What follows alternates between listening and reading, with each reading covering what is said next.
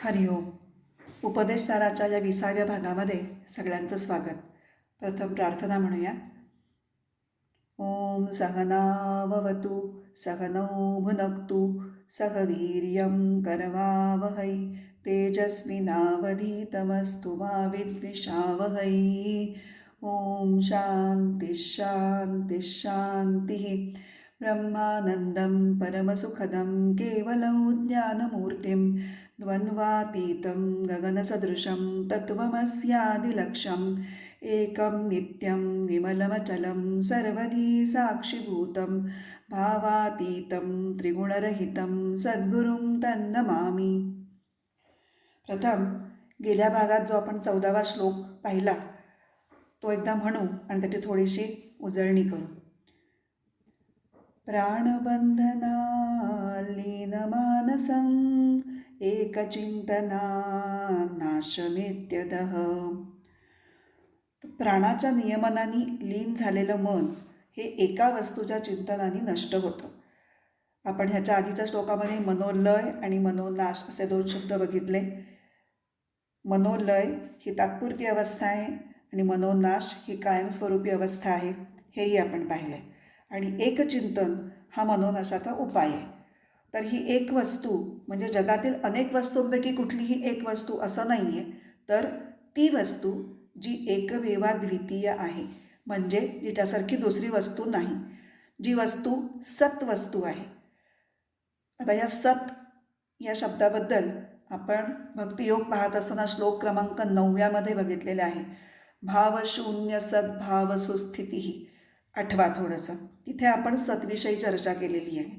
सत म्हणजे देश काल वस्तू यांच्या मर्यादांनी जी वस्तू बांधली गेलेली नाही, त्याच्या मर्यादांच्या पलीकडे जी आहे, जी नेहमी सर्व ठिकाणी आणि सर्व वस्तूंमध्ये भरून राहिलेली आहे, अशी अखंड एकजिनसी वस्तू. आता ही वस्तू म्हणजे अस्तित्वात असलेल्या सर्व वस्तूंचं अधिष्ठान आहे किंवा सार आहे किंवा तत्व आहे, जी चैतन्य स्वरूप आहे आणि जे आनंद स्वरूप आहे, अशी ही वस्तू म्हणजे काय? सच्चित आनंद स्वरूप आत्मा. या आत्म्याच्या एकचिंतनाने मनाचा नाश होतो. म्हणजे संकल्प विकल्प करून भंडावून सोडणारं जे आपलं अज्ञानी किंवा त्याला प्रक्षेपक असं म्हटलं असं जे मन आहे, ते कायमस्वरूपी शांत होऊन आत्मस्वरूपामध्ये विलीन होतं. आणि असा मनोनाश साधलेला जो योगी आहे तो कसा वागतो, काय करतो, हे पुढच्या 15व्या श्लोकामध्ये रमण महर्षी आता सांगणार आहेत. आपण प्रथम नेहमीच्या प्रथेप्रमाणे आपण 15वा श्लोक म्हणूया. नष्टमानसोत्कृष्टयोगिनः कृत्यमस्ति किं स्वस्थितीयतः. अन्वय पाहूयात. नष्टमानसः उत्कृष्टयोगिनः कृत्यम अस्ति किं न यतः सः स्वस्थितीम आपनोति. आता इथे परत एकदा महर्षींची शैली आपल्याला दिसते की ज्याचं नकारात्मक उत्तर आहे त्याला असं असतं का? नाही, तसं तर नसतं, अशा पद्धतीने ते मांडतात तो विषय. प्रश्न काय विचारला त्यांनी? ज्याचं मन नष्ट झालं आहे अशा त्या उत्कृष्ट म्हणजे सर्वश्रेष्ठ योगासाठी काही कर्तव्य आहे का? अर्थातच नाही. कारण यतः म्हणजे कारण, त्याला स्वरूपात स्थिती प्राप्त झालेली आहे. या श्लोकात महर्षींनी उत्कृष्ट योगाची व्याख्याच स्पष्ट केलेली दिसते. आसन, प्राणायाम इत्यादी गोष्टी ज्याला जमतात त्याला योगी म्हटलं नाही बरं त्यांनी. आपण जर ध्यानयोगाचा परिचय करून देणारा जो भाग मी बोललेली आहे तो जर आठवला तर त्याच्यामध्ये धारणा, ध्यान आणि समाधी या अष्टांग योगाच्या शेवटच्या 3 पायऱ्यांविषयी जे विवेचन मी केलं होतं ते थोडं आपण परत बघू, ते थोडं आठवा. धारणामध्ये काय असतं? धारणा या टप्प्यावर ध्याता, ध्येय आणि ध्यान प्रक्रिया अशा 3 गोष्टी असतात. त्याच्यामध्ये खंडित चिंतन असतं.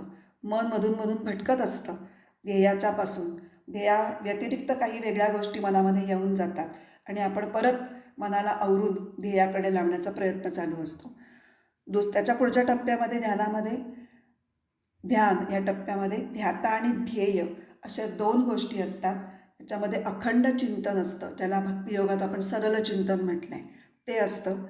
आणि आता इथे खटपट थांबली आहे आणि ध्यान लागतं आहे आणि एकाच गोष्टीविषयी चिंतन सुरू आहे. आणि तिसरा टप्पा आणि सगळ्यात शेवटचा त्याला म्हणतात समाधी. तिथे फक्त ध्येयच उरतं. तर समाधी या अवस्थेमध्ये जेव्हा ध्याता हा आत्मस्वरूपात विलीन होऊन जातो तेव्हा हा मनोनाश संपूर्णपणे साधतो. या उत्कृष्ट योग्याला एकदा हा मनोनाश साधल्यानंतर जीवनात काहीही कर्तव्य राहत नाही असं महर्षी म्हणतात. असं कसं? तर या ठिकाणी कर्तव्य शब्दाचा जो आपण नेहमी व्यवहारात अर्थ घेतो की नाही, ड्युटी असा, तसा तो इथे अभिप्रेत नाही आहे. कर्तव्य याचा अर्थ इथे असा घ्यावा लागतो की स्वार्थ प्रेरित कर्म. अर्थ म्हणजे इच्छा, स्व अर्थ म्हणजे स्वतःची इच्छा, आणि स्वतःच्या इच्छेसाठी, इच्छा पूर्ण करण्यासाठी प्रेरित होऊन मनुष्य जे कर्म करतो ते म्हणजे स्वार्थ प्रेरित कर्म. त्याला इथे कर्तव्य म्हटलेलं आहे. आणि कर्तव्य तोपर्यंतच असतं जोपर्यंत प्राप्त करून घेण्यायोग्य वस्तूची इच्छा असते. आता वस्तू प्राप्त करून सुख उपभोगणं ह्याच्यासाठीच तर कर्म केलं जातं. आणि ही कर्मप्रेरणा तिथपर्यंतच असते जिथपर्यंत विषय सुखस्वरूप आहेत असं ठामपणे वाटत असतं. आणि असं वाटणं म्हणजेच अज्ञान. हे सगळं आपण पूर्वीच्या श्लोकामधून पाहिलं आहे. मी पुन्हा त्याचे इथे एक रेफरन्स घेते. एकचिंतनाने हे अज्ञान नष्ट होतं म्हणजेच मनोनाश होतो. मनोनाश म्हणजे अज्ञानाचा नाश. आणि या स्थितीमध्ये जेव्हा मी सच्चिदानंद स्वरूप आत्मा आहे हा बोध ज्याला झालेला आहे त्याला आता प्राप्त करण्यासारखं काय उरणार? जर काहीही मिळवायचंच नाही तर त्याला काही करण्यासारखं उरतच नाही. ज्याला प्राप्तव्य नाही त्याला कर्तव्यही नाही असं इथे म्हणायचं आहे. कर्तव्य नाही असं जेव्हा महर्षी म्हणतात त्या सगळ्याचा अर्थ हा आहे.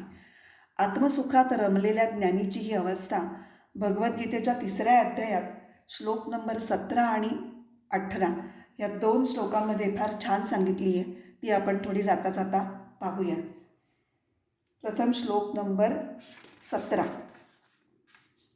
यस्त्वात्मरतिरेव स्यादात्मतृप्तश्च मानवः आत्मन्येव च संतुष्टस्तस्य कार्यं न विद्यते. अन्वयार्थ बघूया. यहा तू मानवः म्हणजे जो मनुष्य आत्मरतीही एव स्यात् म्हणजे आत्मस्वरूपामध्ये रममाण असतो, च आत्मतृप्तः च आत्मनी एव संतुष्टः म्हणजे तो आत्मस्वरूपात तृप्त आणि आत्मस्वरूपातच संतुष्ट असतो, तस्य कार्यं न विद्यते त्याला खरोखर करण्यासारखं असं काहीही काम राहतच नाही. कारण काय आहे? इच्छा, विचार आणि कर्म हे सगळे आध्यात्मिक अज्ञानाचे परिणाम आहेत. पण ज्याला आत्मस्वरूपाचं ज्ञानच साक्षात झालं आहे अशा व्यक्तीला केलंच पाहिजे असं कुठलंही कर्म उरत नाही. हाच विषय थोडा पुढे 18व्या श्लोकात कसा मांडला आहे तो पाहू. नैव तस्य कृतेनार्थो न कृतेनेह कश्चन न चास्य सर्वभूतेषु कश्चिदर्थव्यपाश्रयः. परत त्याचा अन्वयार्थ बघू.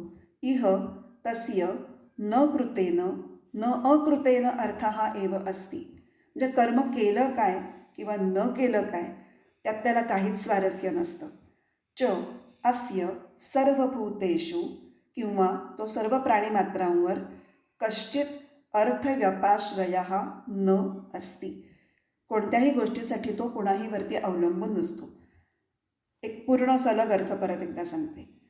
अशा योग्याला इथे जे काही केलं जातं किंवा केलं जात नाही त्या दोन्हीतही काही रस नसतो किंवा तो एखाद्या व्यक्तीवर वस्तूसाठी अवलंबून नसतो.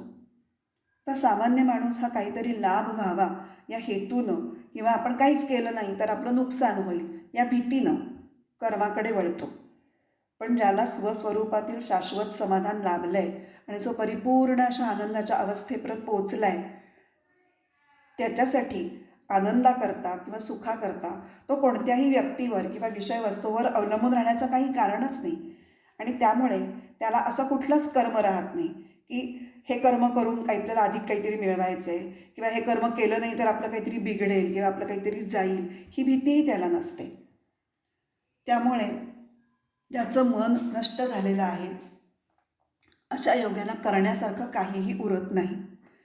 अर्थात असा योगी काहीच कर्म करत नाही का मग पुढच्या जीवनामध्ये एकदा आत्मसाक्षात्कार झाल्यानंतर?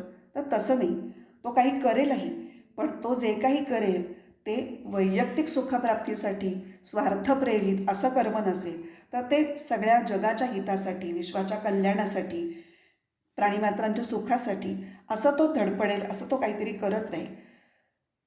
समर्थ रामदास स्वामी किंवा स्वामी विवेकानंद ह्यांची जर उदाहरणं आपण पाहिली तर हे असेच आत्मरत असे योगी पुरुष होते की ज्यांनी आपल्या आत्मसाक्षात्कारानंतरसुद्धा सामान्य लोकांच्या प्रबोधनासाठी अफाट असं कार्य केलं. पण ते कसं केलं? अत्यंत अनासक्त अलिप्त वृत्तीनं. तर हेच या श्लोकामध्ये महर्षींना सांगायचं आहे. तर हे सगळं विवेचन लक्षात ठेवून आपण पुन्हा एकदा हा 15वा श्लोक म्हणूया. नष्टमानसोत्कृष्टयोगिनः कृत्यमस्ति किं स्वस्थितिं यतः. आता पुढच्या 16व्या श्लोकामध्ये हे एकचिंतन प्रभावी होण्यासाठी चिंतनाचा एक विशिष्ट विधी महर्षी सांगणार आहेत, पण तो आपण अर्थातच पुढच्या भागात पाहणार आहोत. आता आपण प्रार्थना म्हणू आणि या भागाची सांगता करू. ओम असतो मा सद्गमय तमसो मा ज्योतिर्गमय मृत्योर्मा अमृतं गमय. ओम पूर्णमदः पूर्णमिदं पूर्णात् पूर्णमुदच्यते पूर्णस्य पूर्णमादाय पूर्णमेवावशिष्यते. ओम शांती शांती शांती. हरिः ओम. श्री गुरुभ्यो नमः. हरिः ओम.